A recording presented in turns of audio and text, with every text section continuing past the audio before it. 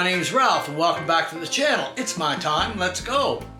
If you're new to the channel, please hit that subscribe button and leave us some comments and whatever your feelings might be. If you're a regular viewer of this channel, thank you very much for your support, and I hope we bring you a lot more information that you'll find pertaining to the things that you want to do.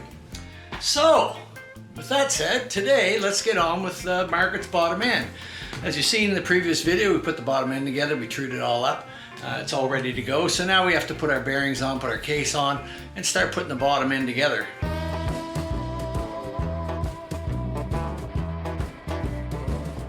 So today, we're going to start with our bearings.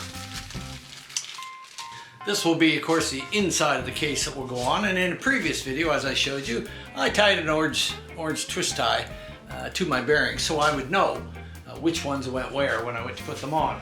So they're going to be the first to install, so we're going to move ahead with that. And we're going to oil the shaft up good. There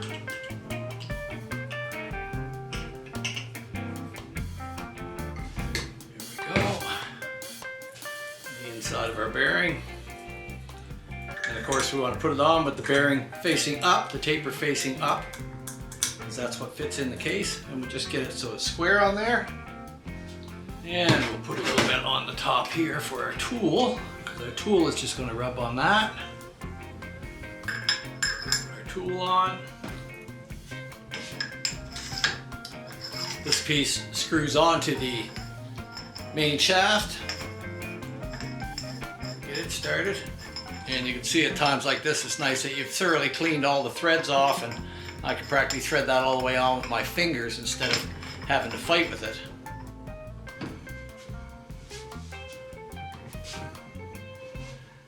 Just use our little rod here to tighten it down the rest of the way. Get the seats down on there. A little bit of oil on our threads. Every little thing that you can make slipperier certainly helps during this. It is a tight fit that goes on there,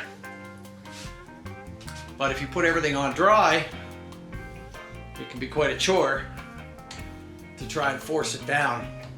We're going to move it all the way down to the shoulder and bottom it out. There we go, we're bottomed out. Yep. We also want it to go on nice and easy because we don't want to be torquing on our shafts and trying to twist it and things like that, although I have pins up through here to keep the alignment.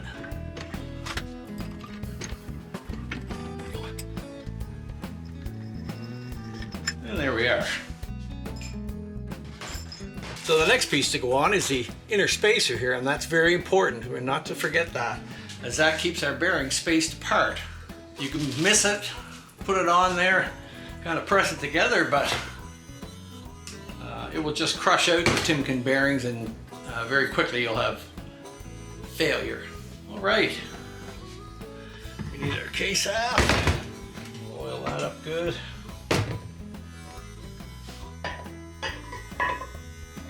Make sure your rods are in place so they're not binding when you go to put this one on. Oil up the inside of this one.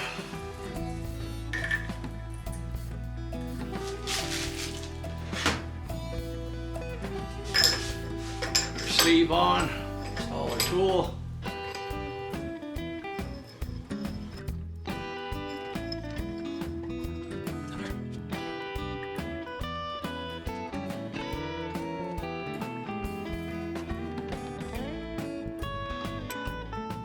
Again, check your rods, make sure they're in the right position. Make sure that's tight.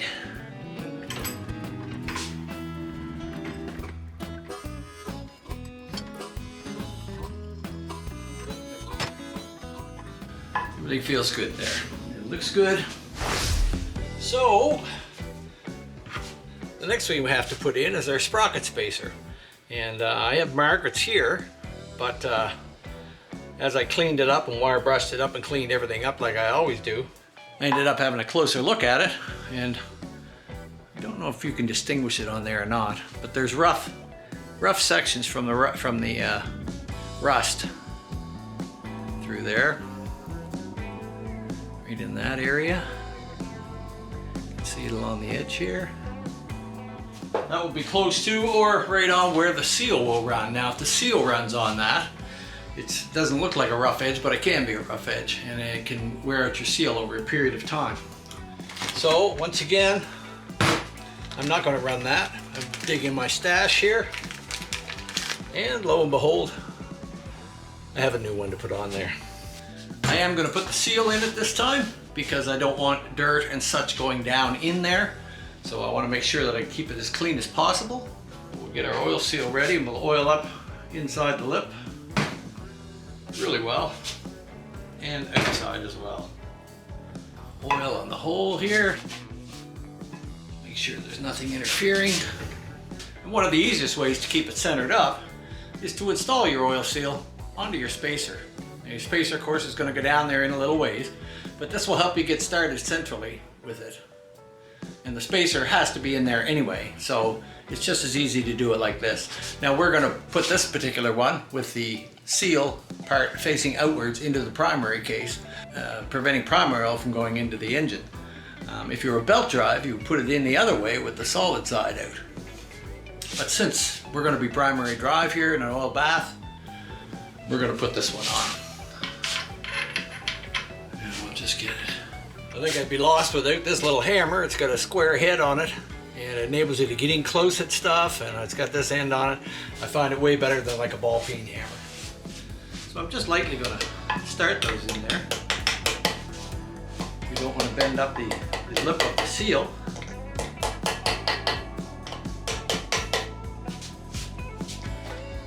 And we kind of eyeball it to see where we're high and where we're low. And then I've got this tool that I took out of my transmission stuff, but this will fit down over there, and the flat surface under it will hit the oil seal, and that will take it down to the case. We're just going to try to use that to evenly go around. Down. You can tell by the sound. Rings on the case, you know that you've got the seal down in there. And again, we're not going to beat on this and hammer on it because we don't want to knock our flywheels out of true.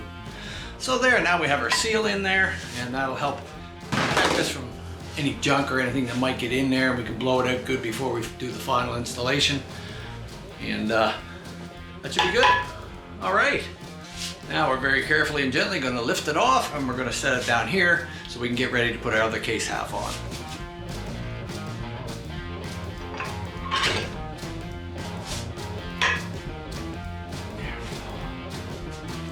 Now before we go too far, I'm going to install my cam bearing right now again, so I'm not beating on the cases, and I'm also going to make it able to see that it's seated up in the back here where it's supposed to be, because there's a very small shoulder at the back of this hold. It's kind of hard to see, but you don't want to pound it down there past that. And when you're tapping it in, if you're not familiar with the feel of it, it's not hard to drive that, oh, I think it's tight, and then try to drive it a little bit more. Not only are you hammering then on the other side of the bearing and crushing it in, which may cause needles to fall out, you're not sure where you're at. So I'm going to do it right now, and then it's done and it's out of the way. Okay. Get oil. We've got a drift to put this in that just fits the bearing, and we're going to make sure that the numbered side is against that drift, because we only want to tap down on the numbered side. So starting it in here is fairly easy. Get it in there square, and it will kind of take the shape and go down in there. Just tap it down.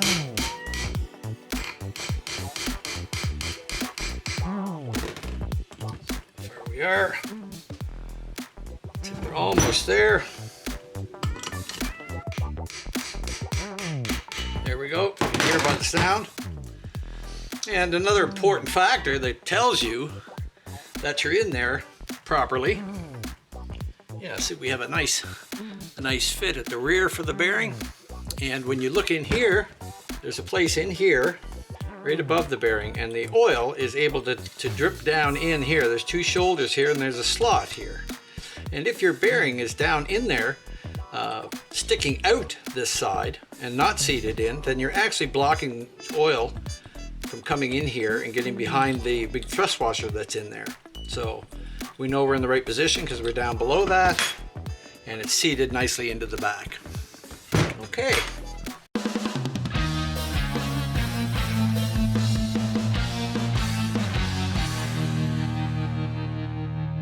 So now we have our bearing cages and our washers ready to go in, and we've fitted these to make sure that they fit before, but what we're going to do is spray them all again, down again with some brake clean, and we'll take each one and wipe it off. Takes a little bit of time, but that way I know that there's no chance that there was anything left in there at all. Compound, because we were lapping out the bearing surface in there.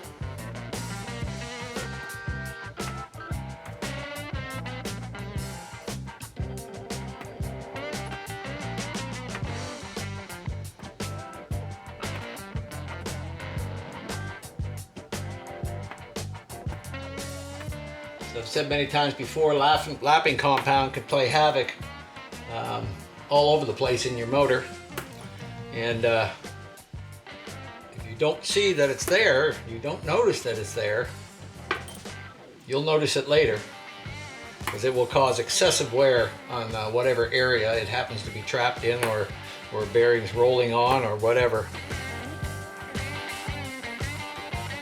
So these are just a little stain, so I'm just going to go over and wire wheel those off, and I'll be right back. So while we were getting our pinion bearings ready, I cleaned everything out, and I looked down deep inside of these, in behind here where the bearing would go, and I thought there was a bit of dirt in there, so I began to scrape it out to see if I could, clean the area out. And when I did, I actually found that there were large divots in the bottom, worn and still sort of rust embedded into them in there. So I've opted not to use those. I dug through my stuff again, and I got one of these, a set of these, which are good. And they're nice and clean at the bottom, just oil in there. From one of my other projects I'm stealing it from, but I'll use that. The other thing was the spacer washers for them.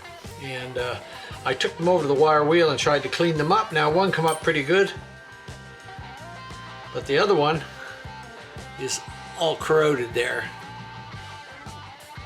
Now we could use that one just as a spacer washer in behind, but the bearing cage itself rolls on that. And just because of the point of where I'm at, that I think I'm just going to replace them, and I've got a good set here. I've stolen them out of my other motor, so we'll do that and replace those and have those ready to go. So now we'll just go along and stick all our bearings, slide them all into the cage, like so, one at a time.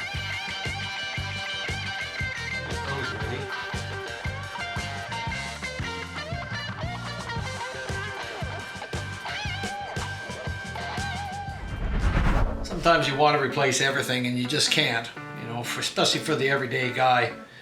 There's a difference between being perfect and being runnable. So it's always a matter of money. So if you can, and you have parts, it's great to replace them. But use everything within your own discretion and think about it. I've had some parts with a little bit of surface rust on them, and you go like, well, clean it off and it'll be okay. But I'm going to use these ones here. So in order for these to go on correctly, the correct way is put a washer first. Now I just took a motor that I acquired there and took it apart, and they were in backwards. Would it be critical? No, I don't think so, but a person should do it the right way. Lube on the back of that washer to start with. Lube it up good. We take our cage and we slide it in with the bearings out, the open end out. So a washer, and our cage with the bearings with the open end out. Then we take our next set, we put it on the same way with the open end out. And last thing to go in, we'll put some lube around there, is our washer. So our washer goes on. So it's a washer, bearing, both ends out pointing at you, and a washer. Now there's two different types of retaining rings that you have to watch out for and not grab the wrong ones. What we particularly need for this motor is what's called the spiral lock type of ring. And I've heard guys say, oh, I took this thing out and it just looked like wound metal. I don't know what it is. The spiral lock is like this, and it's one solid piece all the way around, but when you reach in, you can spread it apart, and there you can see the end of it. So we'll start that in the groove and then spin it around, spiral lock it down in. Now those particular ones, 1107 for those type of retaining rings, and they go from 1958 right up to 1986. In 1986 they made a slight change on them, and they went from the spiral lock to then a C-clip type of lock, which is this kind. It's still thin in some applications. These ones went from 1987 right up to 99. And there's the part number for those ones. So it's just the two different types, but you do not want to interchange things a lot. If you start interchanging spiral locks for open-end locks, sometimes it can run you into a lot of trouble. Now, I'm not sure on this application, but the theory is still the same on some things. But something that I do see, and I recently came across, a friend of mine came to me and a cylinder had dropped a C-clip in the piston. And of course went outside the piston and tore up the piston, tore up the cylinder walls quite a bit to the point where you need a new one. And the problem with that being was that when a piston was put on in later years, they used the C-clip type. You know, you put your ears in it and crunch it. It's a C-clip type. But the 1977 and before all use a spiral lock type ring. Very common to this, but just smaller. Now, if you use a spiral lock ring, you're fine. If you put that C-clip ring into a spiral lock groove, it'll appear to go in there and kind of lock in, and you'll think, oh, that's great. But under pressure, what happens? A few things can make the difference. Where your opening is on it will be up top and should never be sideways on a C-clip, because they say it can go like that and cause it to spring out. But any kind of pressure in there and the movement of it will allow that C-ring to move. And with your spiral lock, it's locked into the groove and it has to stay in there. And vice versa, you don't put spiral locks in ones that are made for C-clips. Just to show you what a wrist pin looks like, if a wrist pin comes out in your cylinder, what the inside of your cylinder ends up looking like, it's like this. You can see that big slot all the way down. It's not something you want to see when you take your cylinder off and you hear it clicking and clacking in there. And the unfortunate part of that is when the pin comes off, it gets ground up somewhere. All that cast iron gets dragged through everything. Pretty well you need to disassemble the whole engine afterwards. So make sure you get those clips in right.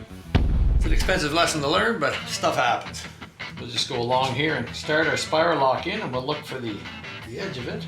And you're probably saying, well, if I put that spiral lock in there and I go and lock it in, how am I going to get it out? Well, each spiral lock, there's a little groove at the end of it, and I know it's very hard to see, but there is a little groove, just small enough that you could put a screwdriver or pick under that and lift that into the spiral lock and start to unwind it out. So basically that's what we're going to do to put it on. We're just going to snap the spiral lock into the groove, lock that piece into the groove, and you can just work it around.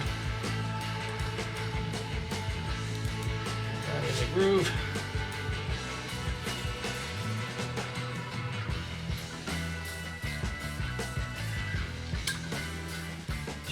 Just work it around. Almost done. Pushing it down as you go. And they're pretty flexible, so they'll pop out. There we go. And now it's locked into place on the ring. And as you can see, it's locked right in the ring groove, and you make sure that it's seated in there and that your bearings don't have too much slop in them. But if that's seated in there, you should be able to still turn your bearings nicely and be good to go. Okay.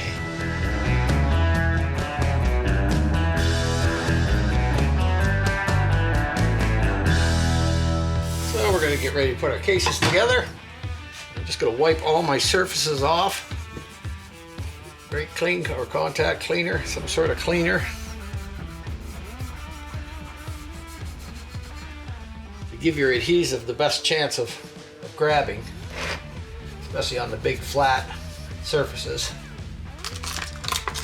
Now, people use a lot of different sort of stuff, and since the early years, I was turned on to this product by 3Bond.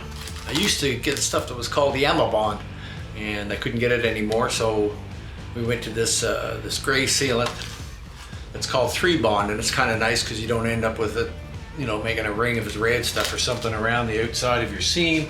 It's gray and pretty well seamless, you don't see it, and it works very, very well. Hoping I got enough left. I'm gonna have to order myself up one.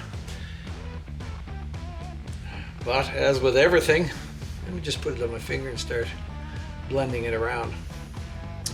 As with everything today, the prices of stuff certainly have increased. And I went looking for this product, and I did find it. Just a couple places on Amazon, and it cost me about $40 Canadian just to get a tube of this. But I hesitate to switch to anything else because I'm quite familiar with this product, and I've had great successes with it. I haven't had, knock on wood, any leaking cases. So if something works well, why change?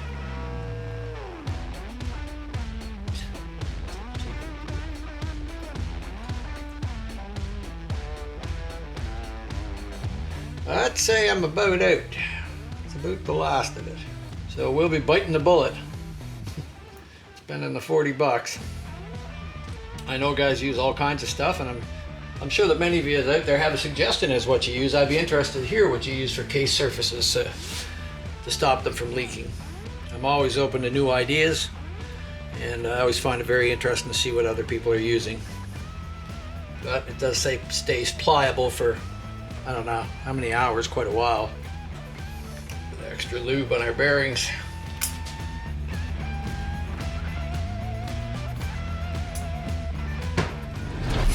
So, take our case half and very carefully line it up with your pinion bearing. There we go. Okay.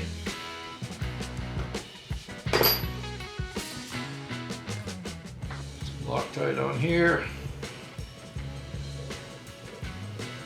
And I like to put the alignment bolts in first up top. Two big ones. Just barely enough, you can't quite turn it with your fingers. Down here, cases might not be aligned right up. And it's nice when you put your case bolts in and there's no grinding or anything from bead blasting in there. Nothing's worse than here it go crunch, crunch, crunch as you're trying to tighten it. Bolts here. Your alignment bolts will generally be, 335 thou or so, which both of these are, and the smaller bolts, 300.7, 3-inch 300.7. They're all pretty well the same, except for those alignment bolts. And the alignment bolts go into two holes in the very bottom of the case, that being these holes here. You can usually tell just by looking at them that this hole is bigger than that hole. There's very short threads on the end. Slide that through the case. Just like to back this nut off enough now that it's snug in there so that we're not beating on the threaded part. We just want to hit on the nut, so we just back it off a little bit.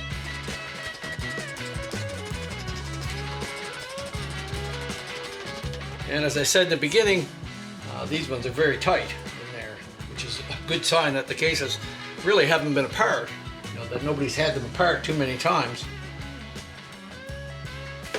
Otherwise it becomes obvious there that they get wallowed out. And then, you know, you're sort of trying to align your cases with the two other ones. So we'll put this second one in, the alignment hole there. Same thing, we'll just back our nut off a little bit. You can judge how much you want to pull it in by looking at how much is hanging out the other end. If I'm going to have any hanging out, I like to have it on the cam side, not the primary side, so there's no chance of interference with anything, but you find a happy medium there where you're about half and half.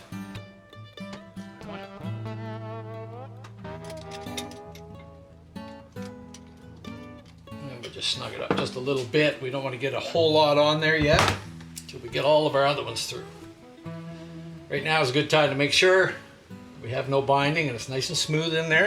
There's one bolt, which is quite long, and that's the skinny one that goes up to the top here, straight through. This one always comes out this side, and I'm not going to put a nut on this. I am going to put a nut on it, but just so I have the nut. And we will tighten it up to pull the cases tight. But you'll often find that when you go to put your lifter block on, this particular nut has to come off. There's just not enough room to get the block in and out. Usually on the rear is where it happens, on this side. The short one will go back here at the rear, near the top of the motor mount. Get that one in there because of the cap is on here. I guess we could go the other way. Aesthetically, from this side of the engine, it looks a little better.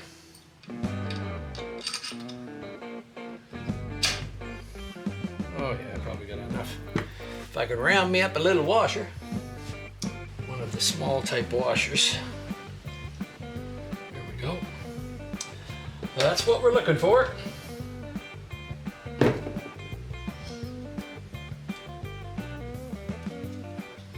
So I mean, you can go either way, but being as how it's bolt, bolt, bolt up here, and it's up top of the primary, it will just look a little cleaner there.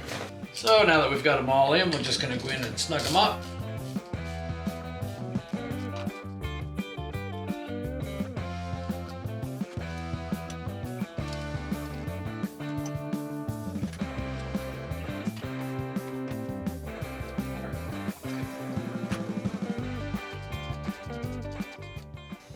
Right. Now we're snugged up. So the next step is torque. Now if you look in your manuals, you'll see that most of them have a sequence of pattern for crisscrossing and which ones to tighten. And I sort of like to look at the manual and follow those when I can. So it makes a manual imperative, again, for the little things. You know, whether it's going to make a difference in the long run if you did them, I think it'd still probably seal fine. But having the manual to look at and double check and say, well, I'll do it that way, is invaluable to you. And if that interests you, you can always check with eManual online. They have all kinds of manuals that you can get there, almost any kind that you can think of. And if you use our code IMT22, like I have here at the bottom, they'll give you a 22% discount right off, I believe. So right up until 1st of June, I think. So if you're thinking about a manual or check it out, go to eManual online and just have a look at what's there, and that may change your mind to say, hey, yeah, I might like to have a manual on my bike for that. Okay, so according to my book, they're going to tell me that the front of the motor's here, so that our first one is the blind bolt that is actually into the case. So we're going to torque that one, 15, I'm at 16. There we go. And number 2,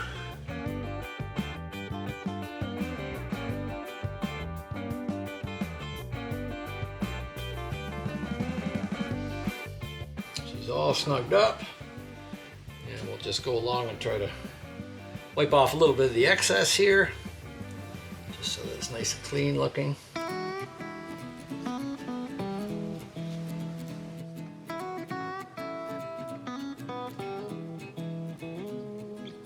There, and they're together, and they feel great. Okay, now I'm going to get some of my other small parts ready and start working on it in here. Notice that I didn't have anything in there, and I should have, but we're not going to be running the oil light sensor on there, so we don't need that hole, and I don't need anything going in it. Now and forever, I run pressure gauges. I like to run pressure gauges.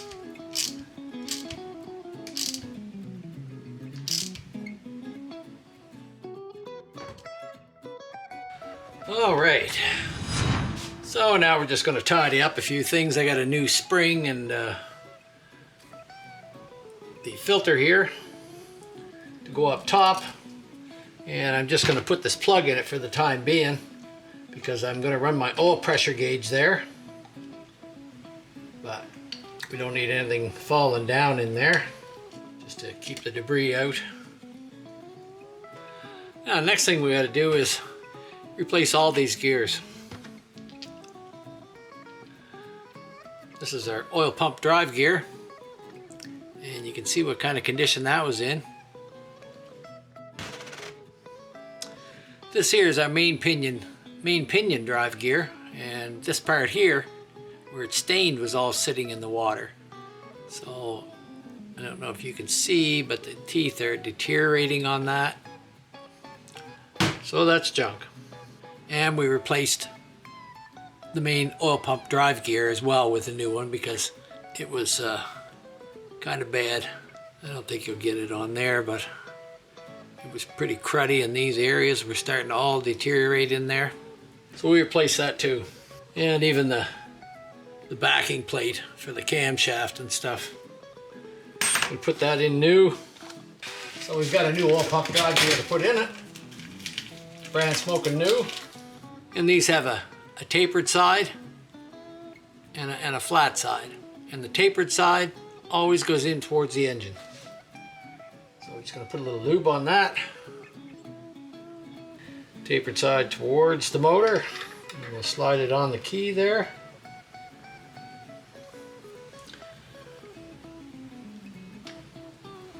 There we go, if you can get it in the right place. Get it engaged.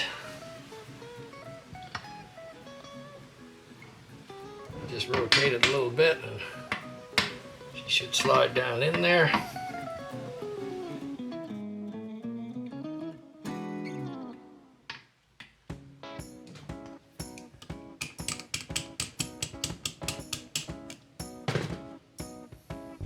Something's not right.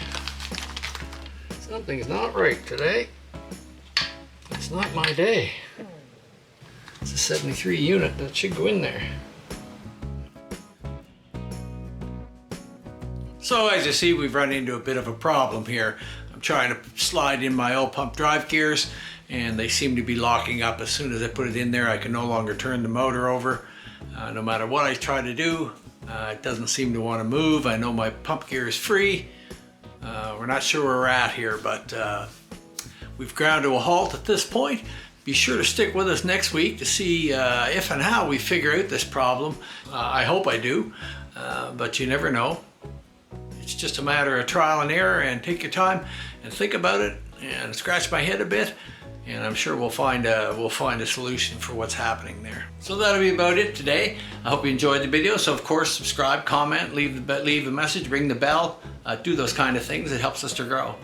Be sure to check out my brothers down south on the ending here and visit their channels and subscribe to their channels and help them grow. I see hippies out there. Hey hip. Man, you're pushing up towards the 12,000 mark. Who would have thought that? You know, you're on fire, man. You're on fire, but you got a lot of stuff to do and too little time to do it, from what I see. Hip dog, you say I speak funny? Did you ever listen to yourself? Man, y'all good down there. So, and Slick, you just keep plugging away as well. Yeah, and we'll be in touch. Soon summer will be coming again, and I feel I've got my hands full with Margaret as it is, with all the little things that have had to be done and that have to be changed, and there's still some things I'm not happy with that I might change yet. I don't know, but I'm not going to rush it. As with anything else, I'm not going to rush the project. If you start rushing it, that's when you run into trouble. All right, see you next week.